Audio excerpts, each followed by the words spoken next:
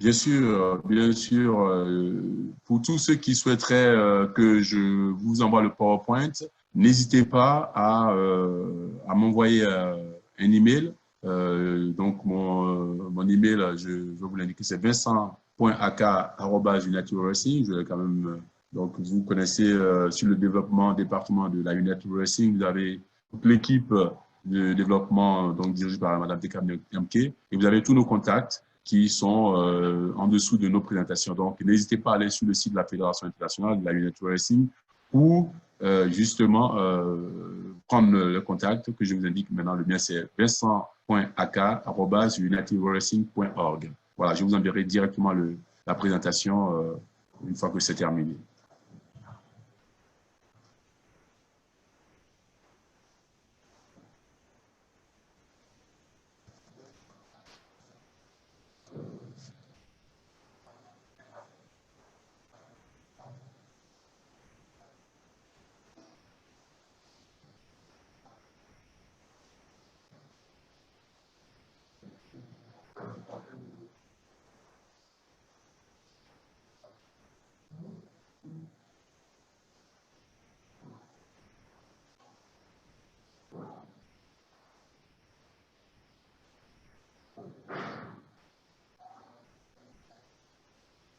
Encore une minute et nous commençons notre séminaire. Voilà, donc,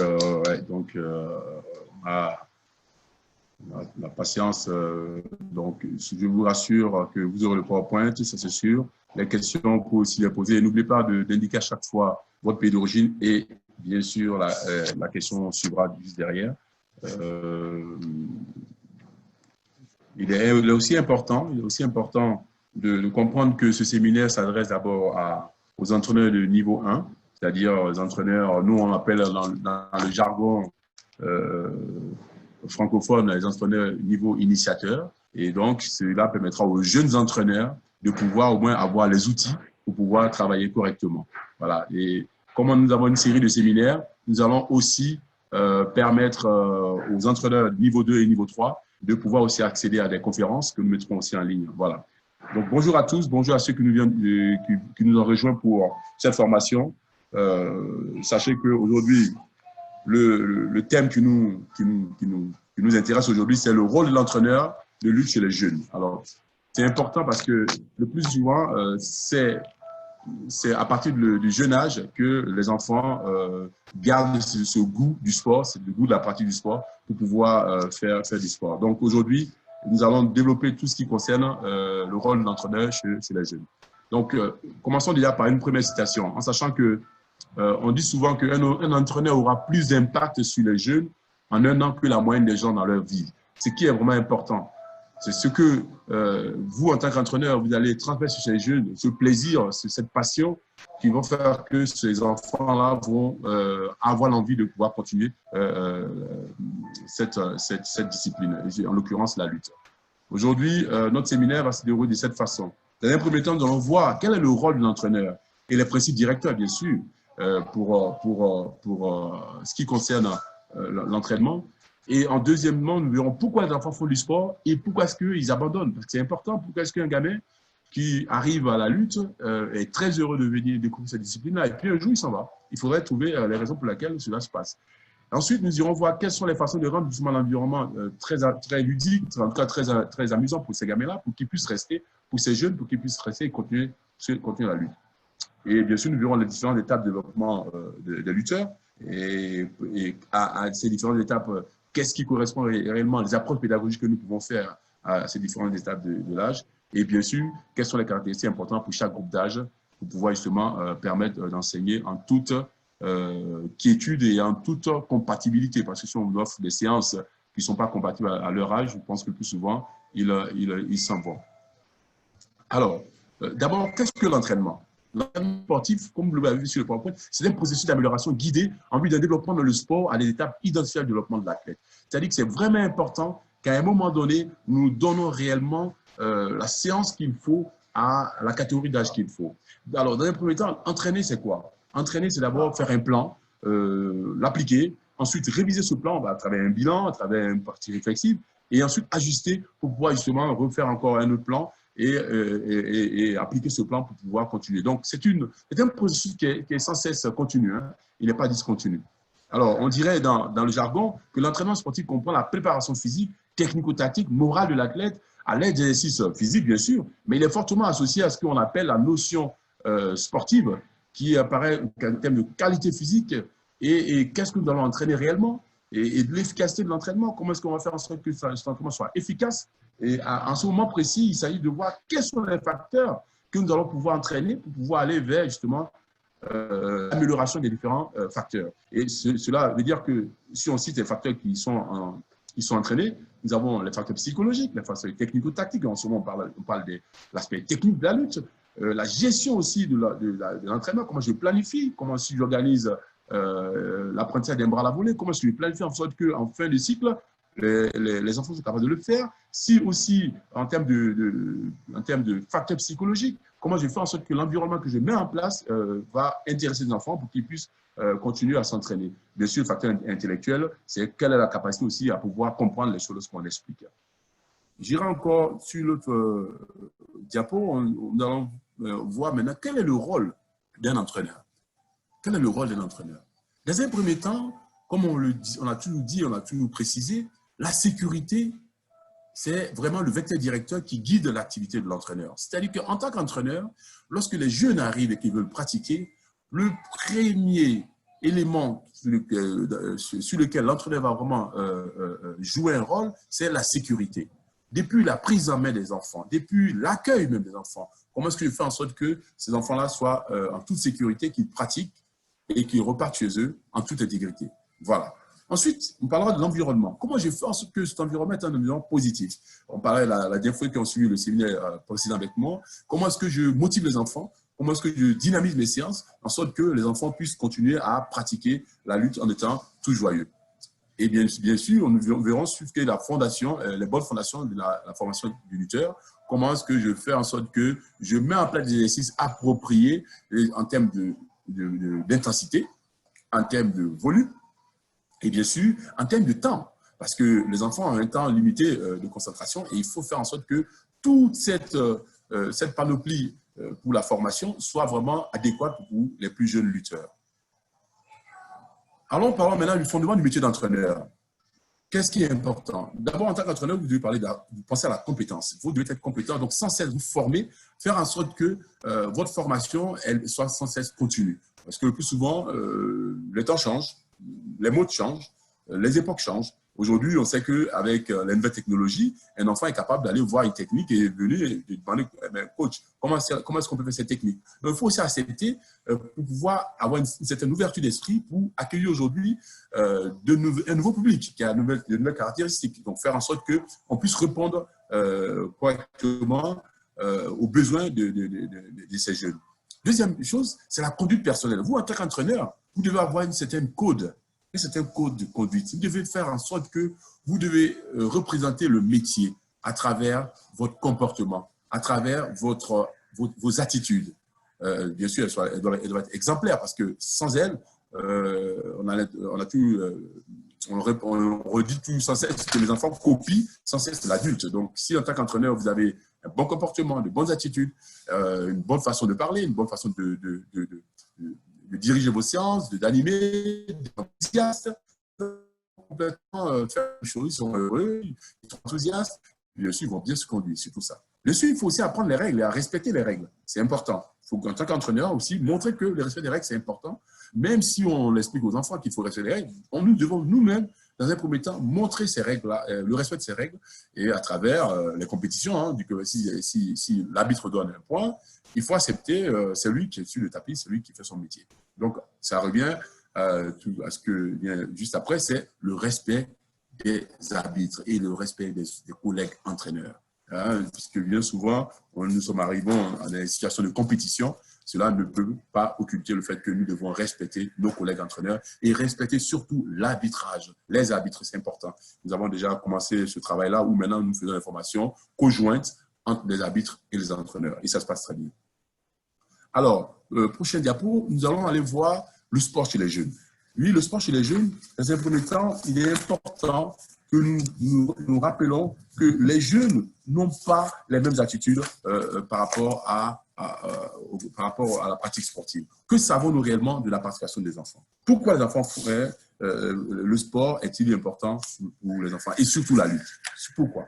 Dans un premier temps, il faut savoir que les enfants ont un grand besoin de bouger. Ça c'est important. Ils ont besoin de bouger et surtout, ils sont pleins d'énergie et souvent, il faut que cette énergie-là, nous puissions la canaliser. Fort heureusement, nous avons la lutte. La lutte est une activité dont la psychomotricité, elle est tellement ouverte et elle permet à tous ces enfants-là de pouvoir justement acquérir des expériences en s'activant, acquérir des nouvelles expériences motrices en s'activant. Et c'est ce qui permet de comprendre que en tant que lutteur, on peut utiliser tout son corps. Voilà, il n'y a aucune partie du corps qui est occultée. On peut toujours utiliser tout son corps. Donc, le mouvement est primordial pour le développement des enfants et ça, c'est vraiment important. Et lorsque les enfants sont en lutte, ils permettent en fait de pouvoir comprendre comment fonctionne leur corps, leur propre corps et surtout comprendre l'environnement autour d'eux. Vous avez vu par exemple l'exemple que vous voyez sur le dessin là, ça permet aussi d'apprendre à gérer l'espace arrière. Ça, c'est vraiment important dans la vie d'un enfant. Lorsque on est petit et qu'on veut comprendre comment on gère son espace autour de soi, c'est aussi important de connaître l'espace arrière. Donc, la pratique de la lutte va permettre en fait de maîtriser son corps et surtout de permettre un développement des sens. Ouais? C'est ça qui est important. On va avoir aussi une confiance en soi qui va s'améliorer avec les enfants. On va aussi avoir conscience de sa santé parce qu'on bouge, donc on est important. Et aussi, on va fixer des objectifs aussi de manière conséquente et collaborer à travers les jeux. Lorsqu'on a fait les jeux de coopération, on va aussi apprendre à collaborer. Par exemple, le jeu du crocodile, le jeu du déménageur, on va le faire ensemble. Et ça va être vraiment important à ce moment-là de comprendre pourquoi est-ce que les enfants viennent au sport. Donc, une autre chose qui est importante, c'est qu'il est important de comprendre que la lutte va permettre, en fait, quelque part, d'explorer ce qu'on appelle la rosace des sens.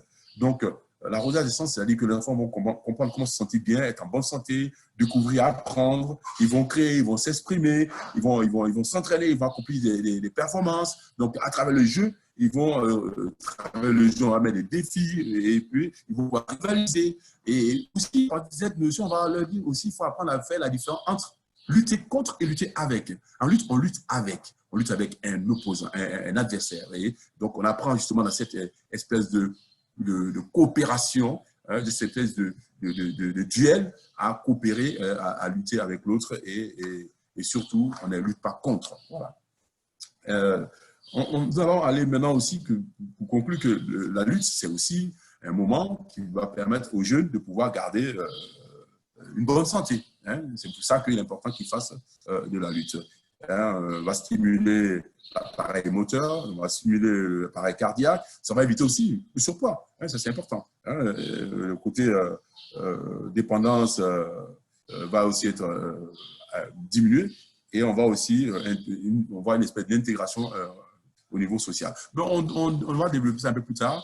On va un peu plus avancer sur notre séminaire. Pourquoi les enfants font-ils de la lutte? C'est notre aspect le plus souvent, le plus important qui sort déjà. Le plus important, il faut de la lutte pour être avec leurs copains. N'oublions jamais ça. Ils viennent aussi pour aussi une espèce de socialisation, ce que je parlais tout à l'heure. C'est pour être ensemble. Bien sûr, ils ont envie de s'amuser, ils ont envie de rester en forme, ils ont envie de faire quelque chose qui est bien. Et ils ont envie aussi, ils sont excités par la compétition, par le jeu. Ils ont envie de faire l'exercice, ils jouent en équipe pour le défi de la compétition, pour acquérir de nouvelles compétences et aussi pour gagner. Mais surtout, n'oublions pas qu'il est important, ils font ça aussi pour être avec leurs copains. C'est vraiment important. La raison pour laquelle les enfants partent et recommenceraient à faire du sport, parce qu'ils quittent le sport et ils reviennent. Sachez que lorsque les enfants veulent faire du sport, c'est parce que d'abord, la pratique est amusante. Donc, quand vous mettez en place vos séances, pensez aussi à l'aspect ludique de la séance. Et puis, ils doivent se dire qu'ils peuvent jouer. Et ils doivent aussi comprendre mieux les autres, voilà, à travers le jeu. Et il n'y a pas aussi des situations conflictuelles à travers tout ce qui est scolaire. Donc, pour les études, ils peuvent faire tranquillement le sport et venir faire quand même les études. Mais vous savez que les temps périscolaires permettent aujourd'hui aux enfants, lorsqu'ils ont terminé les activités d'école, d'aller faire de la lutte tranquillement. Donc, à vous aussi, en tant qu'entraîneur, de penser à tout ça. Lorsque vous regardez vos séances, les enfants ont fini l'école, ils doivent venir faire de la lutte. Donc, pensez à adapter vos séances aussi hein, à cette situation-là.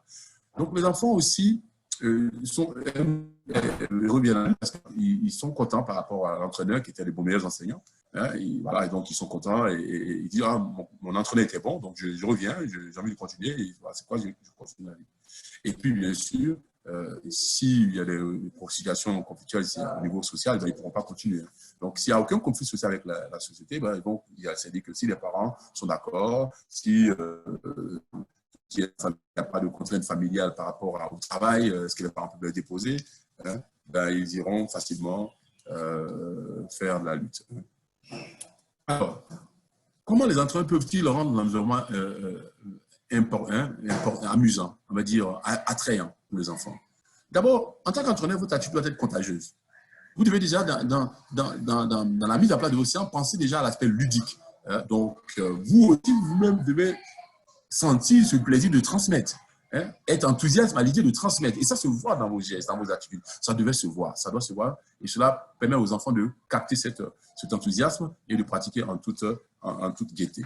Maintenant, il faut se concentrer aussi sur le développement des compétences. Bien sûr, c'est important lorsqu'un enfant apprend quelque chose, un geste par exemple, s'il apprend à faire, comme je disais tout à l'heure, une attaque aux jambes et qu'il réussit, eh bien, il est content. Voilà, donc pensez à la notion de réussite. Faites en sorte qu'il soit en situation de réussite. C'est la raison pour laquelle il est important de faire en sorte que la difficulté de l'exercice que vous proposez soit assez accessible. Voilà, surtout pour les enfants. Ce n'est pas des adultes, hein. Ce ne sont pas non plus des adultes en miniature, ce sont des enfants. Donc, que le niveau de contrainte et le niveau de difficulté soient adaptés à leur potentiel. N'oublions pas, nous verrons ça plus tard en dessous, tout à l'heure, lorsqu'on parlera quelles sont les conséquences pédagogiques par rapport à tout ce qui est enfant. Et tout ça, faites en sorte que vous soyez créatifs dans vos séances. Hein. Soyez créatifs dans vos séances pour faire en sorte que, au niveau des séances, vous pouvez aménager l'aménagement matériel, permet de garder certaines créativités. La même séance, même si vous la reprenez, faites en sorte que vous introduisez par exemple un élément nouveau. Si on prend l'exemple du crocodile, par exemple, c'est un exemple que je donne, hein, faites en sorte que le prochain jeu que vous allez mettre en place, varier peut-être le crocodile avec des foulards. Donc, on peut matérialiser que ceux qui sont foulards rouges sont des crocodiles. Et là, en ce moment, ils se mettent en position. Et tous ceux qui vont être en situation de traverser la rivière, on pourra, et qui seront ils auront une fois perdus, on pourra détacher les mêmes matériels et puis attacher aux autres pour qu'ils changent de rôle. Voilà. Pensez toujours à l'aspect créatif lorsque vous mettez en place vos séances.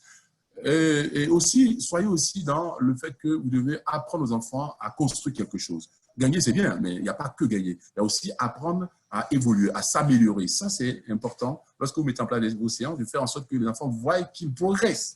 Voilà, qu'ils progressent, qu'ils réussissent. Mettez-les en situation de réussite. C'est pour ça que je dis, même si le niveau est bas, vous commencez au niveau très bas, il n'y a pas de souci. Vous pouvez, à la longue, faire en sorte que, dans la progressivité, les enfants réussissent ce qu'ils font. OK? Bien sûr, soyez un grand communicateur. Lorsqu'on parle de communication, soyez plutôt quelqu'un qui félicite, quelqu'un qui motive, quelqu'un en tant qu'entraîneur de motiver, féliciter, ne pas hésiter à vous-même aussi, à vous mettre en situation avec eux, vous impliquer. Voilà, ils sont contents parce qu'ils voient que vous faites aussi la même chose avec eux. C'est vraiment important à ce niveau-là. Alors, revenons quand même avant d'aller plus loin, le développement, pourquoi est-ce qu'il est important de parler du développement à long terme de l'athlète? Dans le processus de développement, il est important de comprendre que un enfant qui est actif, dans un premier temps, ensuite, il s'amuse grâce au sport, donc il va apprendre ensuite à lutter.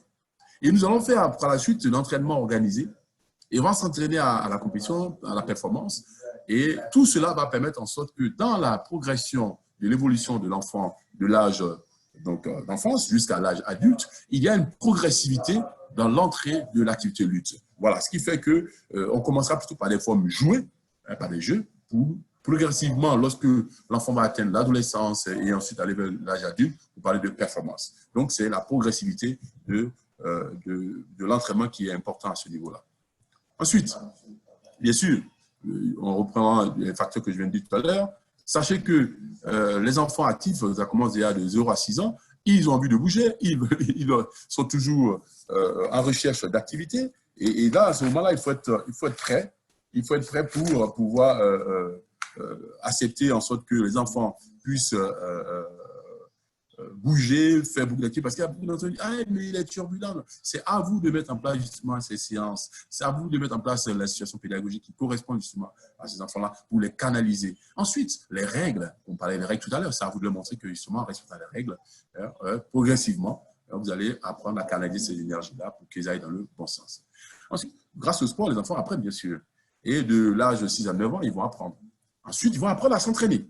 Là, en ce moment, on va tout doucement, à partir de l'adolescence, on dit, ah là, maintenant, on commence à aller vers l'entraînement. Et une fois qu'on commence à apprendre à s'entraîner, là, on va s'entraîner à partir de 12-16 ans, à s'entraîner pour aller progressivement vers la compétition. Et sont bien sûr, à partir de 16 ans et plus, nous nous entraînons pour à la compétition. Mais n'oubliez pas qu'au plus jeune âge, il est aussi important que les enfants fassent de la compétition. Mais ce n'est pas important le résultat. C'est-à-dire que le fait que les gens soient champions ou pas champions. À cet âge-là, ce qui est important, c'est que les enfants s'expriment. À cet âge-là, ce qui est important, c'est que les enfants soient en situation de réussite progressive. Donc, c'est-à-dire qu'il faut qu'ils apprennent que gagner, ça s'apprend. Et perdre aussi fait partie du processus. Et c'est vous, en tant qu'entraîneur, c'est vous qui allez inculquer cette façon de voir les choses pour qu'à la longue, ils comprennent que réussir, c'est aussi des fois tomber 9 fois et se lever 10 fois. C'est à vous de mettre en place ces processus-là. OK? Donc, soyez dans une programmation continue pour la réussite et l'apprentissage de ces enfants dans l'objectif d'atteindre un objectif. Ensuite, lorsqu'on va parler des différents stades de développement, nous allons voir que l'enfant, dans le développement normal, on dit l'enfant a l'habitude d'être actif et cette activité s'acquiert dès l'enfance. Okay? S'il est actif physiquement, ça doit s'acquérir dès l'enfance. Donc, à partir de l'enfance, comme on a vu dans les différents stades de développement, nous allons voir que l'enfant, à ce moment-là, c'est le moment où on fait de l'initiation. C'est à ce moment-là qu'on parle de formation de base. Et là, vous pouvez parler d'apprendre les techniques les plus simples, les rudimentaires, les bases de la lutte. On n'ira pas au-delà de ça. Et en ce moment-là, on doit, à partir de l'identification des différents stades de développement, l'enfance, l'adolescence et le jeune adulte, nous devons penser tout de suite à comment est-ce qu'on met en place les différentes étapes pour que l'enfant puisse construire non seulement son physique, non seulement l'aspect technique, non seulement l'aspect psychologique, non seulement l'aspect aussi moral. Donc, c'est en tant qu'entraîneur que progressivement, vous allez mettre en place tout ce qui concerne les fondements même de sa formation tout au long de ces différentes catégories d'âge. Donc, l'enfance, l'adolescence et le jeune adulte. Okay? Alors, pourquoi est-ce qu'il est important de parler de ça? Parce qu'il est important de parler de ça parce qu'à un moment donné, nous allons parler de ce qui est aspect différenciation entre les femmes et les hommes. Et c'est l'objet de notre prochaine diaporama. Comprendre que les enfants de 7 à 11 ans et les enfants de 12 à 18 ans, il y a différentes caractéristiques. Okay? Vous voyez voir que les femmes ont un pic de croissance rapide, okay? Soudain, et à ce moment-là, il faut en tenir compte. Tandis que les hommes, c'est beaucoup plus tard. Hein? C'est beaucoup plus tard, c'est-à-dire qu'à partir de 15 ans, mais la femme, des fois, c'est très rapide. 12 ans, elle commence déjà à avoir ce pic de croissance-là. Et tout doucement, le rythme de croissance va commencer à décroître par rapport aux femmes. Elle va décroître tout doucement et ensuite, on va atteindre ce qu'on appelle un niveau de maturation progressive qui devient ensuite, qui se stabilise pour aller après l'âge adulte. Donc, c'est vraiment important de comprendre qu'à ce niveau-là, nous devons comprendre que les hommes et les femmes on doit avoir une certaine compréhension de leur développement. C'est à partir de là que nous faisons des séances adaptées. Voilà, c'est à partir de là que nous faisons des séances adaptées parce que vous allez voir que même si dans les séances, vous avez des séances mixtes, par exemple, on fait lutter les hommes et les femmes, les jeunes filles et les jeunes garçons, c'est plutôt le terme approprié, il est important qu'à ce niveau-là, nous fassions très attention. Parce qu'à partir de l'adolescence, vous allez voir qu'il y a quelques appréhensions de la part des lutteurs et des lutteuses. Et là, il va falloir à ce moment-là, adapter ces séances à ce niveau-là. Okay? Et aussi, parce qu'en club, si vous avez plus de filles, elles pourront pratiquer ensemble. Voilà. Il y a plus de filles, elles pourront pratiquer ensemble. Mais si jamais il n'y a pas assez de filles, il va falloir que les filles et les garçons pratiquent ensemble. À ce moment-là, il va falloir donner des consignes qui permettront justement de permettront justement de faire en sorte que tout va bien. Okay? Donc voilà, on va attaquer le prochain PowerPoint qui parlera plutôt, si nous arrivons à comprendre les différents âges, quelles sont les implications pédagogiques derrière. Alors, les enfants de 7 à 11 ans, c'est l'âge d'or d'apprentissage. À ce moment-là, sur l'aspect caractéristique, ils ont une grande capacité d'adaptation. Bien sûr, ils peuvent être impulsifs et réagir rapidement, mais ils ont besoin d'activités équitables pour tous. C'est-à-dire que vous, en tant qu'entraîneur, faites attention, parce que le respect des règles est très, très important à ce niveau-là. Bien sûr, la conséquence pédagogique, c'est quoi? C'est qu'en ce moment-là, il faut vous concentrer sur l'aspect au moment, au bon moment. Il faut passer du mouvement spontané au mouvement technique, bien sûr. La compétition, il faut mettre les enfants dans un système de compétition. Mais attention, comme je l'ai rappelé tout à l'heure, tout ça est sous forme jouée. Voilà. Vous pouvez faire des compétitions entre équipes, voilà, et faire en sorte que les équipes qui gagnent se rencontrent, les équipes qui perdent aussi se rencontrent, faire en sorte que des fois croiser aussi, tout ça pour faire en sorte que, faire comprendre aux enfants que ce qui est important, c'est d'apprendre à construire la victoire. Et en termes de compétition, il faut toujours passer par le jeu. En tant qu'entraîneur, n'hésitez pas à démontrer pour commencer, toujours, parce que c'est l'âge où ils apprennent toujours. Donc, vous faites beaucoup de démonstrations pour qu'ils puissent comprendre. Ensuite, de 18 à 18 ans, où là, comme on l'a vu tout à l'heure, c'est là qu'il y a beaucoup de changements. OK, il y a un changement brutal en termes morphologiques. Vous avez vu que de nombreux changements physiques arrivent, psychologiques aussi. La taille et le poids vont entraîner une perte de la coordination. Ils vont développer une pensée logique et abstraite différente entre les garçons et les femmes. L'aspect social commence à être déjà plus distingué. Donc, vous, en tant qu'entraîneur, à ce moment, c'est là très sensible. Il faut être très compréhensif et il faut être aussi très ouvert pour pouvoir écouter. Vous vous souvenez de la première session, je parlais d'écoute. Écouter et comprendre comment est-ce que évoluent ces enfants-là pour pouvoir les adapter. Donc, de 15 à 18 ans, c'est presque, on parle de thèmes caractéristiques, le corps est pratiquement développé, la capacité accrue, la façon logique est claire, et les communications sont plus indépendantes et bien sûr, qu'est-ce qui se passe? On commence déjà à se distinguer qui est meilleur que l'autre. Donc, à ce moment-là, en termes de technique, il faut commencer à augmenter tout ce qui est complexité par rapport aux premiers gestes qu'ils ont appris. Revenons sur l'aspect des 18 ans, où il y a beaucoup de changements. En ce moment-là, il faut donner des situations, l'approche pédagogique qui va avec, il faut donner des situations qui permettent eux-mêmes de trouver leur propre solution. Au début, il faut vraiment, bien sûr, vous concentrer sur la participation et le développement de tout ce qui est technique. Mais plus tard, il faut que la technique enseignée soit étape par étape. Voilà. Ensuite, il faut apprendre tout ce qui est complexe technico-tactique. À ce moment-là, les bases sont acquises, ils peuvent trouver les solutions tout seuls, et donc en ce moment, il est important que vous les laissez aussi s'exprimer. Voilà. Là, il arrive le fait que beaucoup de situations dans sa part où l'enfant, en tout cas, le jeune adulte, va vouloir vous demander, mais coach, et si je faisais ça comme ça? Et est-ce qu'on ne peut pas faire ça comme ça? Il est important que vous les laissez aussi s'exprimer pour trouver leur solution. Voilà, c'est important à ce moment-là parce qu'ils ont besoin de montrer qu'ils existent et qu'eux aussi sont capables de vivre par eux-mêmes. Donc, vous devez être quelqu'un de juste à ce moment-là, en termes de leadership, vous devez être juste et surtout avoir une certaine cohérence. Si vous dites quelque chose, respectez-le. Okay? Alors, si nous allons un peu plus loin, ce qui a poussé, avant qu'on parle de questionnaire, on parle comme on l'a dit tout à l'heure, nous allons résumer rapidement ce que je viens de dire.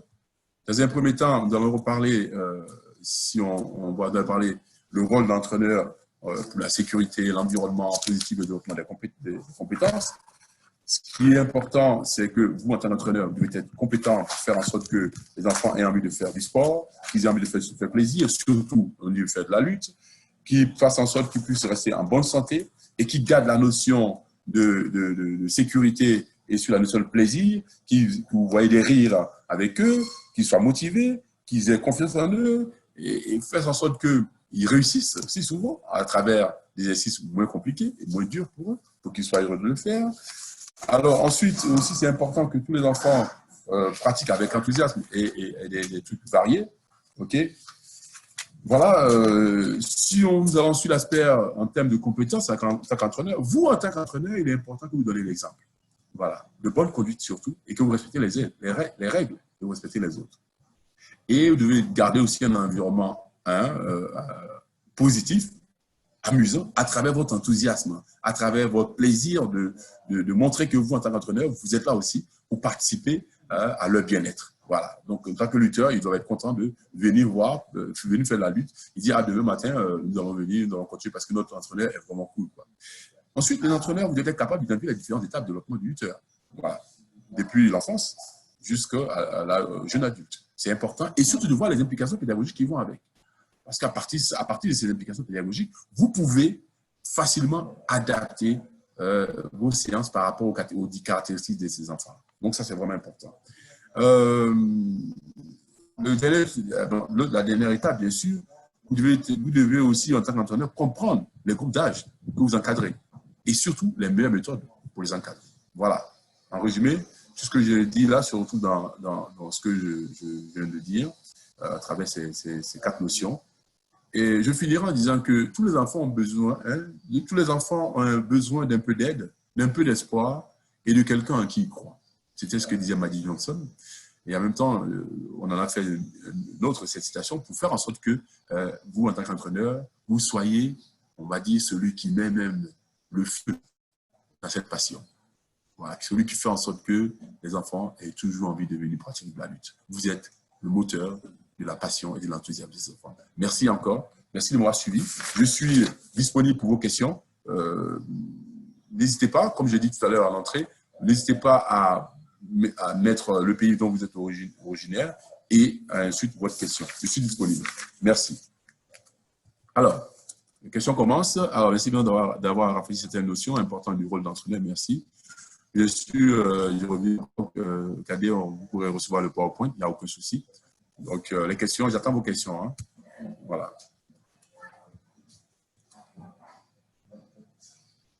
OK. C'est le rôle d'entraîneur. OK, c'est bon, c'est connu. J'ai des questions. Peux-tu développer le développement LTD et savoir s'il y a des documents spécifiques à la lutte? Oui. En fait, c'est le développement à long terme des athlètes. Donc, c'est KD qui me demande ça. Alors, je vais, bien sûr, dans un premier temps, rassure-toi, il existe des documents. Il existe des documents pour le développement à long terme des athlètes. Il y a une bibliographie qui existe. Hein, et je vais aller étape par étape parce que tu m'as posé la question pour pouvoir vous donner réellement, à chaque étape du développement de l'athlète, qu'est-ce qu'il faut faire. Donc, prenons par exemple les différents âges déjà. Hein, on va aller. Donc, le développement de l'athlète à long terme, c'est ce qu'on appelle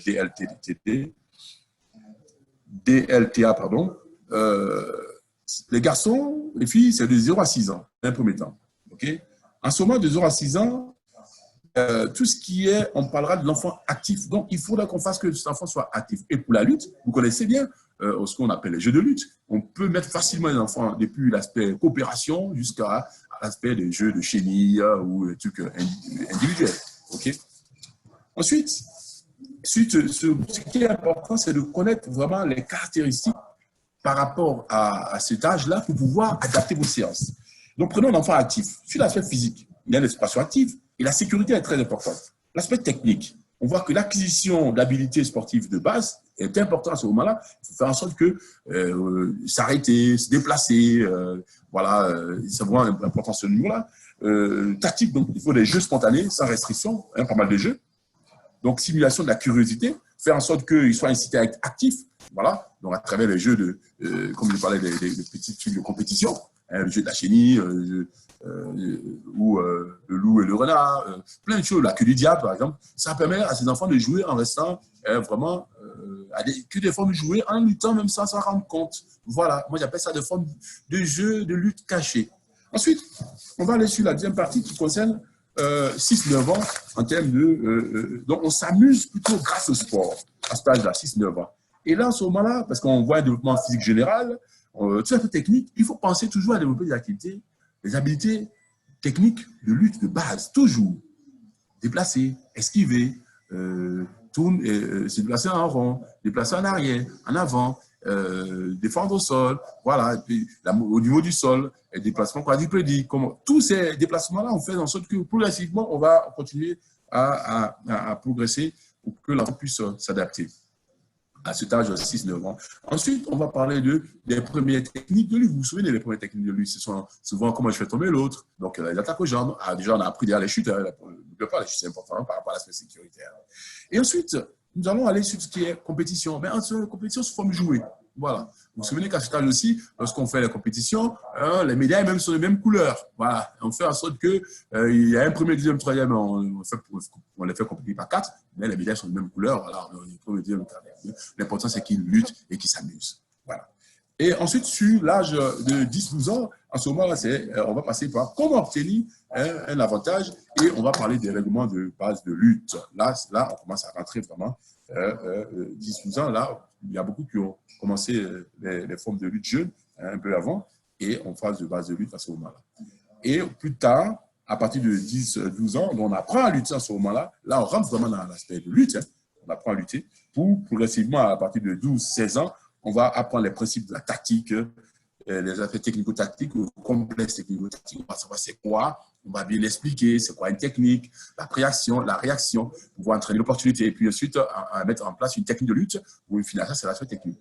En termes de physique, on va commencer à parler d'entraînement pour pouvoir vraiment à ce moment-là, pour que physiquement l'enfant puisse se développer.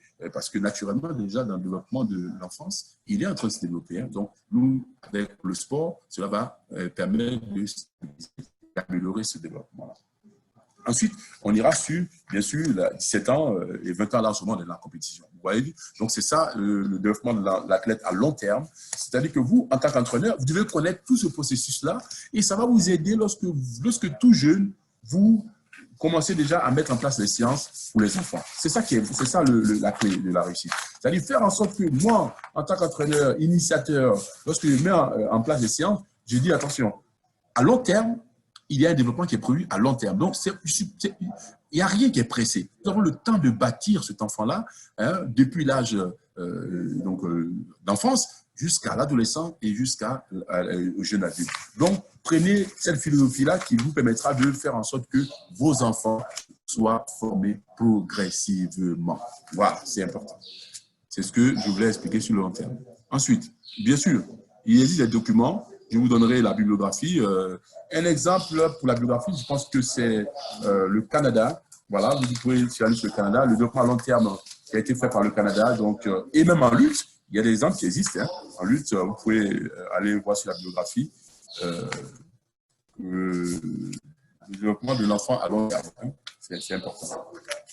Au niveau du Canada, c'est vraiment quelque chose qui est vraiment... c'est quelque chose qu'ils ont vraiment développé. Hein.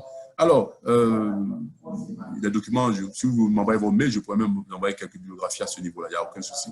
Alors, Francisco Deus Kadima, il dit, comment faire pour identifier à quel style nous, Benjamin, peut développer plus facile, efficace, en lutte gréco-romaine ou en lutte libre? Ok, merci Francisco. Vous savez, dans un premier temps, lorsque nous parlons de lutte, on ne parle pas de spécialisation. Lorsqu'on parle sur les jeunes, dans un premier temps, nous devons faire en sorte que nous ouvrons la panoplie de la lutte. Ok. Donc, le plus souvent, nous commençons par la lutte libre parce que la lutte libre elle-même, elle comprend tout. La lutte libre, elle comprend tout. C'est au fur et à mesure, lorsque vous allez voir, bien sûr, la spécialisation apparaîtra à l'âge cadet, mais au fur et à mesure, vous allez voir qu'en fait, certains enfants vont développer des prédispositions à certaines techniques que vous avez enseignées, par exemple. Prenons le cas de tout ce qui est arraché. Vous montrez des arrachés aux enfants à partir de l'adolescence, mais ce n'est pas avant, parce que l'aspect sécurité, n'oubliez jamais. À partir de ce stage-là, vous allez voir que certains d'entre eux ont une aptitude à le faire. Lorsque vous parlez, par exemple, de lutte libre, d'attaque dans les jambes, il y en a qui ne vont jamais dans les jambes. Ils avaient beau faire, ils ont du mal à faire ces techniques de lutte libre. Il y en a qui ont du mal à comprendre ces techniques de lutte gréco-romaine, de lutte avec d'action bras sur jambes, d'action jambes sur jambes, ils ont du mal. À ce moment-là, vous voyez si les techniques de lutte gréco-romaine qui sont des techniques qu'au-dessus de la ceinture, je dis bien à partir de l'âge cadet, pas avant, s'il vous plaît. Au-dessus de la ceinture, là, à ce moment-là, vous allez dire, ah, ils ont une aptitude à peut-être faire de la lutte gréco-romaine. Okay? Et là, en ce moment, on peut parler de spécialisation pour pouvoir faire de la lutte gréco-romaine et ou l'autre qui est plus apte à faire de la lutte libre. Voilà. Donc, la spécialisation, ce n'est pas avant l'âge cadet, de grâce, parce qu'il y en a qui commencent tout de suite à dire on va faire la spécialisation dès le jeune âge. Moi, dans l'aspect sécuritaire, parce que vous savez qu'en lutte gréco-romaine, il y a beaucoup d'actions qui partent, surtout les arrachés, qui partent en termes d'amplitude. Donc, pour la sécurité, il faut faire en sorte que les enfants puissent pratiquer, soit sur des gros tapis, soit dans des environnements vraiment sécurisés avant que vous puissiez faire ça. Mais elle doit être progressive, la formation. OK? Et là, en ce moment-là, vous pouvez dire, là, celui-là va le spécialiser en lutte gréco-romaine et celui-là en lutte libre. Mais avant, s'il vous plaît, faites attention, l'aspect sécuritaire est très important. C'est cela même qui va guider votre enseignement de la lutte chez les enfants, chez les jeunes. Et surtout, l'enthousiasme, le plaisir de faire de la lutte. Mettez des jeux, faites en sorte que les enfants soient heureux d'être là, soyez vous-même enthousiastes. Et là, en ce moment, vous allez voir qu'ils vont continuer à faire de la lutte. Donc, j'espère que je t'ai répondu, Francisco. C'est quelque chose qui me tient à cœur. Alors as-tu connaissance de la rencontre de lutte pour les jeunes enfants où les enfants se confrontent sous forme de combat? Quelle forme de confrontation? Ah, alors, vous savez, nous, prenons un exemple parce que moi, je suis aussi franco-ivoirien. C'est important que vous sachiez qu'en France, on a développé ce qu'on appelle la lutte jeune. Okay, la lutte jeune, c'est faire en sorte que les enfants puissent faire la lutte en toute sécurité. Voilà, je reviens bien, faire de la lutte en toute sécurité. D'ailleurs, la lutte jeune est arbitrée par des arbitres jeunes. Cela est quelque chose d'important parce que les jeunes aussi, à ce moment-là, aussi apprennent à avoir les bonnes dispositions pour ce qui concerne l'arbitrage. Les enfants peuvent se confronter sous forme d'équipe, voilà. Ils peuvent se mettre par équipe, voilà, ils se confondent.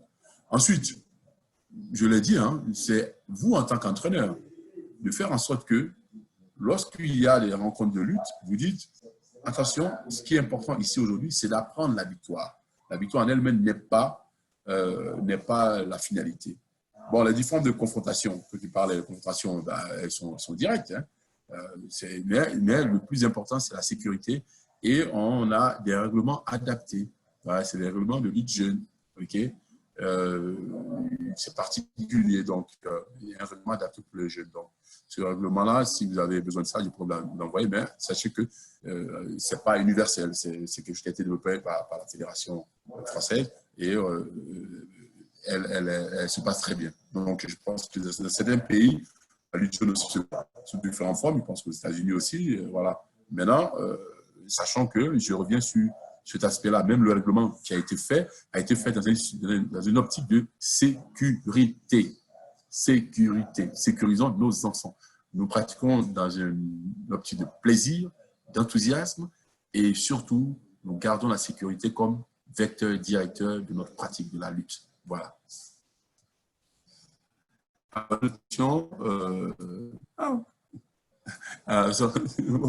Ok. Alors, j'ai une bonne nouvelle pour vous tous. J'ai une très bonne nouvelle parce que ma directrice est en ligne. Elle vient de me dire que bientôt, l'académie sera disponible et Wrestle for Fun, voilà d'ailleurs, parce qu'on parlait du plaisir, Wrestle for Fun sera disponible pour tout le monde.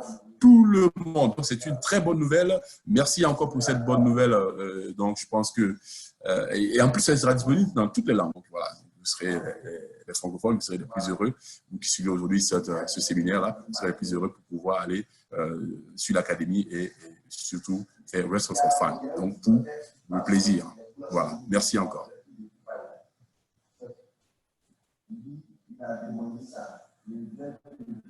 Attends, une question.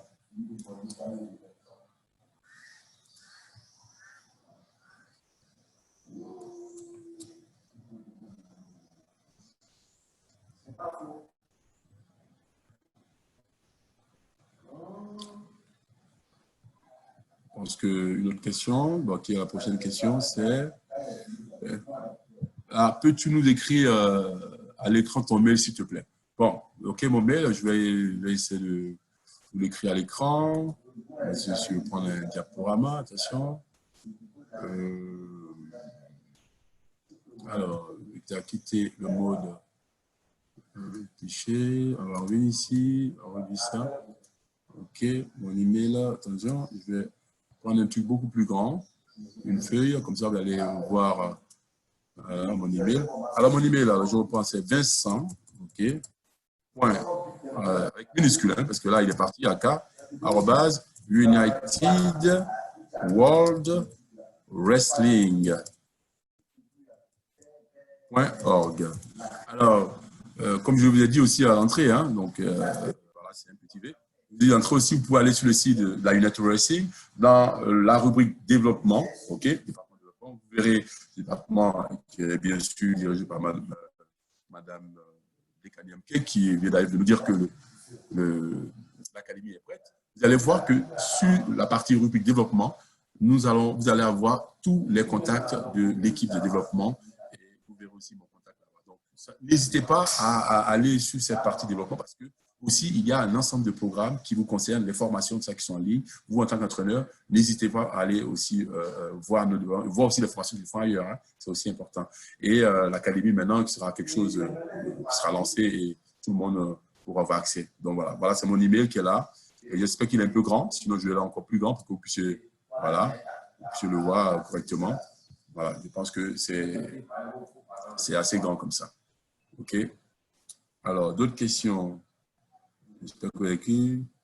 À quel âge propre les enfants peuvent commencer à apprendre la lutte ou à monter sur le tapis? Oh, alors Francisco, je vais te donner une bonne nouvelle. C'est Baby Lutte. Baby Lutte, c'est un programme qui commence déjà à partir de 4 ans. Voilà. Je le disais tout à l'heure, hein, il y a des 0 à 6 ans. Je dis à partir de 4 ans, les enfants vont sur le tapis. C'est pour des jeux de lutte. Ce qui est important, c'est qu'ils s'amusent.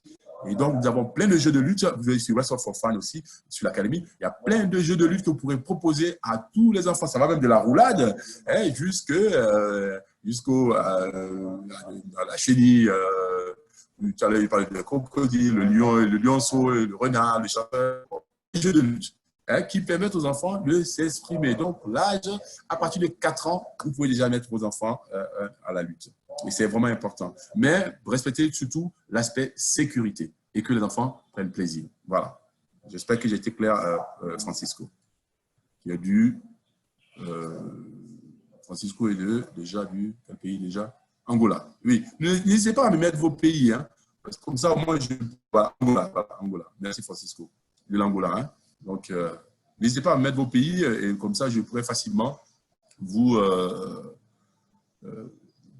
identifier de quel pays vous venez. Voilà. Est-ce qu'il y a d'autres questions?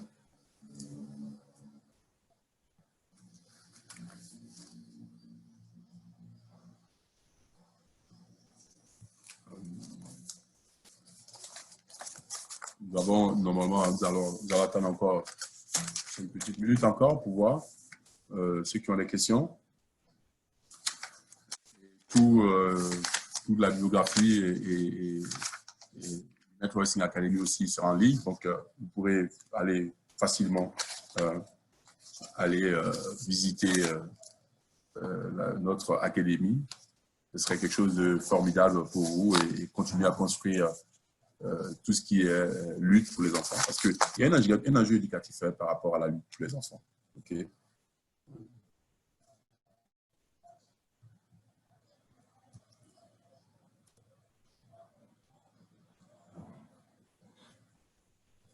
Je vais attendre encore 2 petites minutes. S'il n'y a personne, je terminerai par justement ce que je disais tout à l'heure, en termes d'enjeux éducatifs.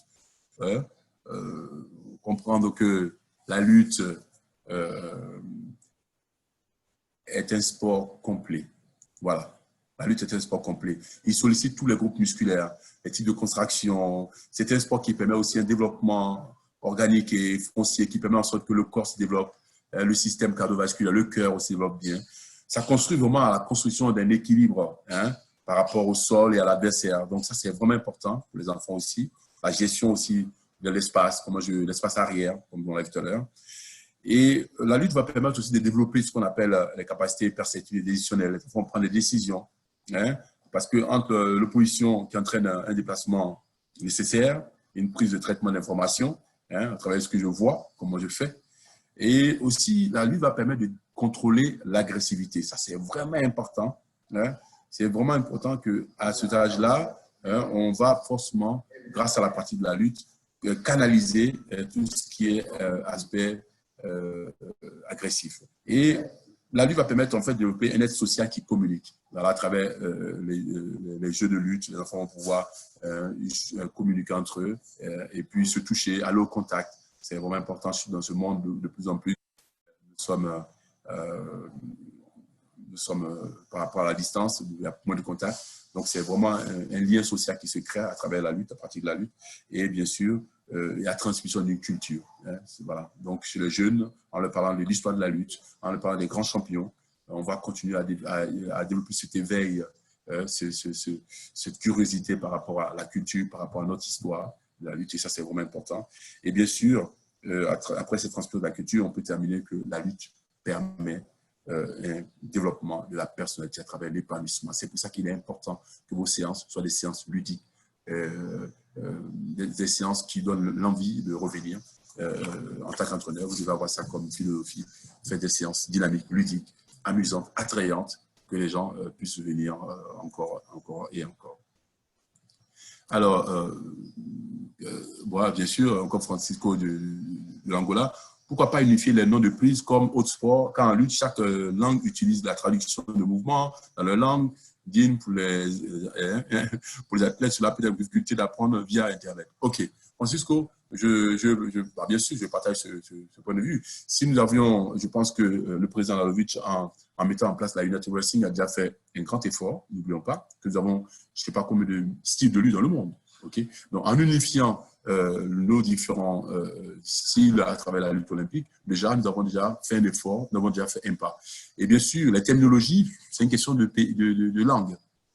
Et aujourd'hui, il va s'agir que peut-être que c'est aussi un challenge pour nous pour pouvoir unifier toutes les langues. Mais vous savez très bien que ce n'est pas évident. Aujourd'hui, bien sûr, je comprendrais comme un bras à la volée, c'est dire un bras à la volée, un enfourchement, c'est dire bombero en espagnol.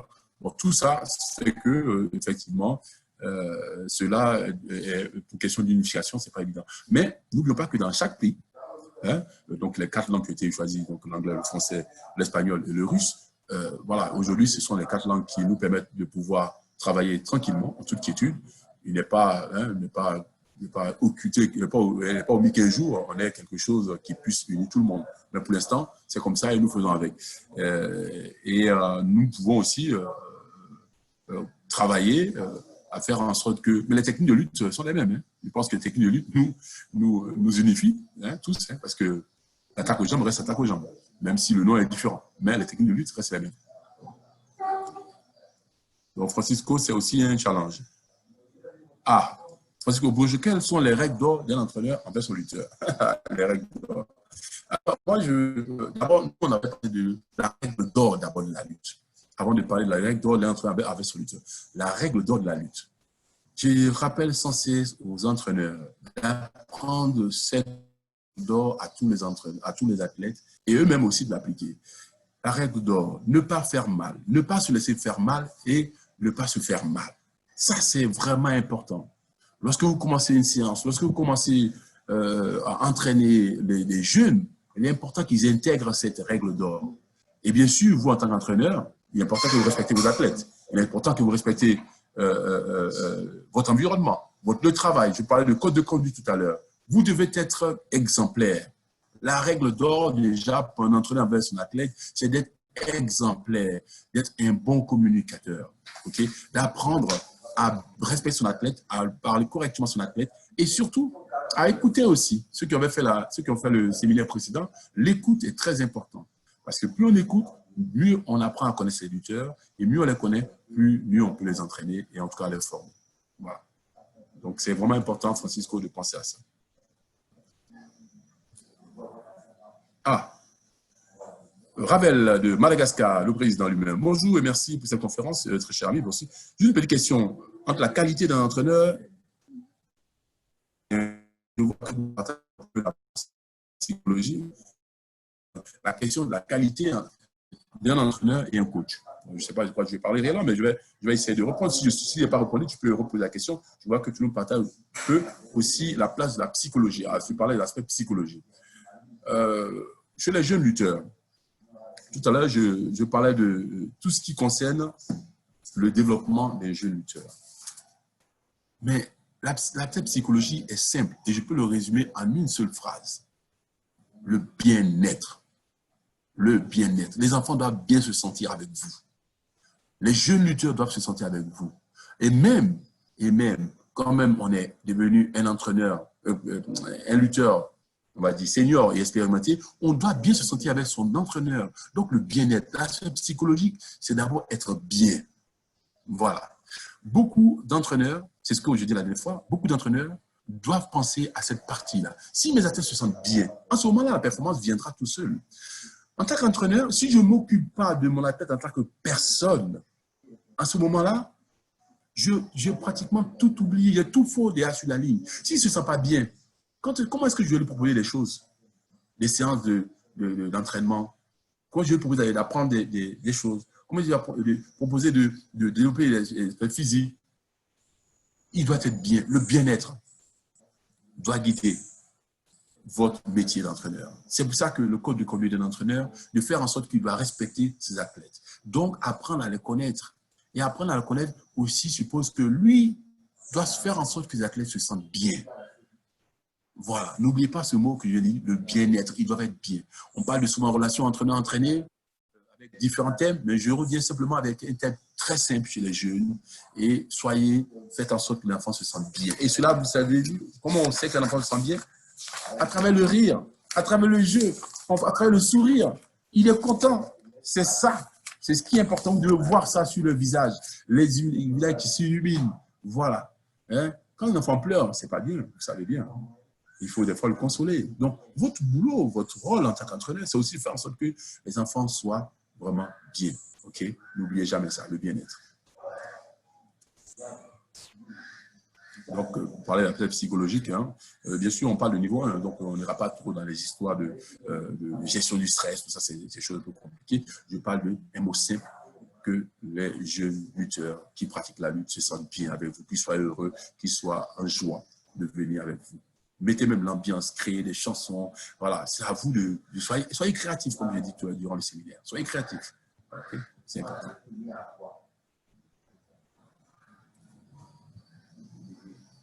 Alors, j'espère que j'ai répondu à ta question, M. Rabel.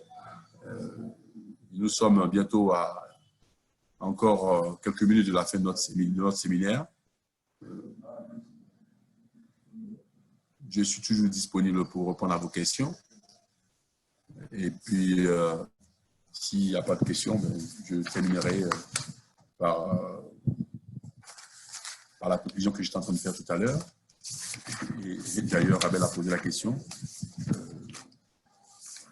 C'était par rapport à l'aspect psychologique, ça revient toujours à l'aspect social. Si l'enfant n'est pas bien, on oublie tout le travail qu'on a fait, ça ne sert à rien. Donc, c'est vraiment important. C'est pour ça que vous, en tant qu'entraîneur, vous devez sans cesse encourager vos enfants, les motiver, voilà, dynamiser vos séances, les rendre plus ludiques. Et c'est vraiment quelque chose qui est vraiment important.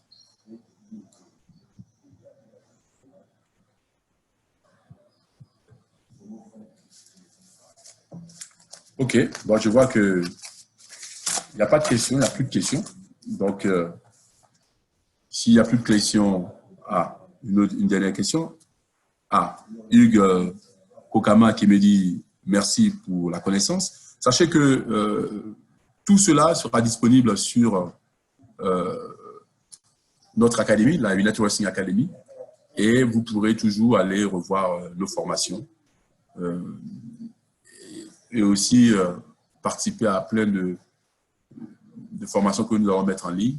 Ça, c'est quelque chose qui sera disponible sur le United Wrestling Academy. OK? Voilà. Merci pour un plus, je t'en prie. Voilà. Francisco, merci. Pour toi aussi. Alors, sachez qu'aujourd'hui, sur le séminaire, il y a eu 16 participants. Je me réjouis, hein, je me réjouis du monde qui arrive. C'est aussi important. Voilà, Kadek me dit merci. Merci à toi aussi. Nous serons disponibles. Hein. Là, une heure passée, nous serons disponibles durant cette période qui n'est pas évidente pour tout le monde. Nous serons là pour répondre à vos questions. Voilà. Francisco qui me dit merci. Merci Francisco, merci à toi aussi. Nous serons disponibles durant cette période qui n'est pas évidente. Nous serons là. Voilà, n'hésitez pas, vous avez pris mon email, n'hésitez pas à nous contacter si vous avez besoin de support, si vous avez besoin d'informations. Et l'académie aussi est disponible, sera là pour ceux qui veulent continuer à progresser. C'est notre rôle, en tout cas, je dirais, c'est notre rôle en tant que département de développement, d'être là à vos côtés pour vous montrer que nous sommes tous unis durant cette période pas si évidente. Mais comme on dit toujours, nous sommes des lutteurs. Et en tant que lutteurs, nous allons lutter tous ensemble pour réussir à sortir de cette période en étant vainqueurs. Voilà. Je pense que je vais terminer mon séminaire sur ces paroles et vous souhaiter bon après-midi et bonne nuit pour certains d'entre vous, bonne journée pour certains d'entre vous aussi, et vous dire que soyez chez vous, soyez en bonne santé et surtout, soyons unis pour continuer à lutter et à très bientôt. Merci. Merci à tous ceux qui étaient en direct. Merci encore.